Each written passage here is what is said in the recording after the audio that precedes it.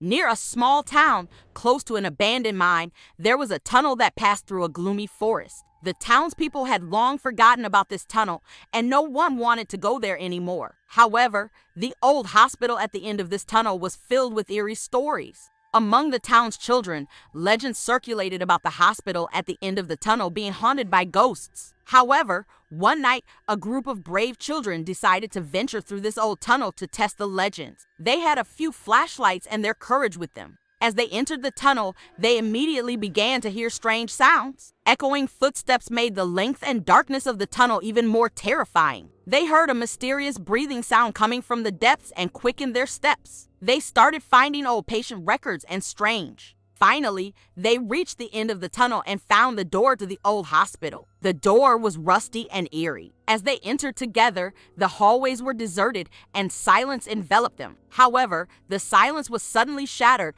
and strange noises began to echo. They heard footsteps coming from one of the corridors, and the group started to panic. A ghostly figure appeared and approached them. However, what was even more frightening than the ghost was the appearance of other ghosts surrounding it. The ghosts had darkened eyes and seemed to be turning more H. As the children ran through the hospital corridors in fear, they were pursued by the ghosts of the past. However, at the end of one corridor, they entered a room and managed to quickly shut the door. The room was silent and the ghosts couldn't enter. Inside the room, the children began to learn more about the old hospital and discovered that it was once a place where horrifying experiments were conducted. However, they couldn't figure out why the ghost eyes had turned black. Varsalin. They remained locked in the room throughout the night and escaped from the hospital with the first light of morning. After that day, no one ventured into the tunnel and the townspeople stopped talking about the old hospital. However, the terrifying experiences at the end of that tunnel were not for